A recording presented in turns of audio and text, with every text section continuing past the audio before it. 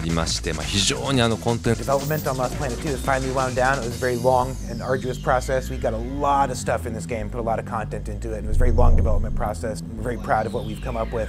First of all, I'll say that nothing really ended up on the cutting room floor in this game. We made it a point to get all the ideas we had into the game. So there's some really kind of wacky and crazy weapons in there. If you play the game long enough, you'll get to explore that and test those out.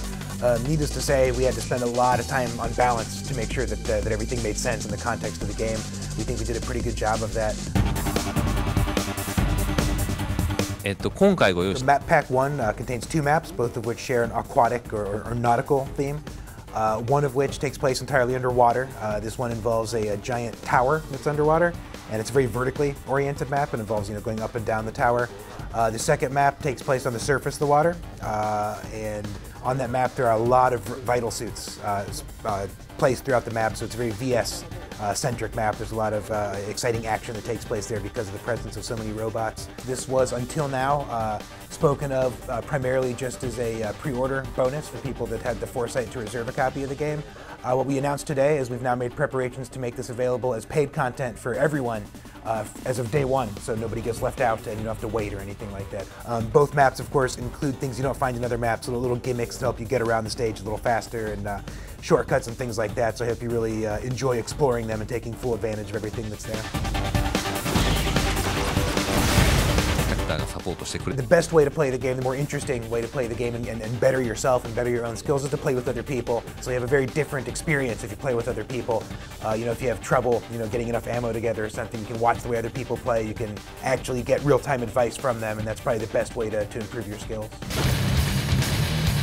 As you may guess, by virtue of the map pack being called Map Pack 1, you can naturally expect there to be 2 and perhaps 3 and everything beyond that.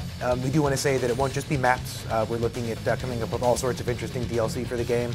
The game is a very deep customization system, so there could be costume parts and things like that made available. We like to think of DLC as a way to communicate directly with our hardcore fans and to give them something a little special.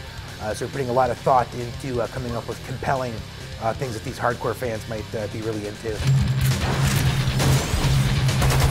The game is certainly structured in such a way that we could indeed insert additional chapters without kind of disrupting the main storyline. Certainly if the game sells really well and if people make it clear that they would like to see additional chapters, it's certainly something that's possible structure-wise. We just want to make sure that our outlay of money and time and energy is worth it. Enough people will indeed support such an endeavor before we move forward on it. You want to take down that barrier?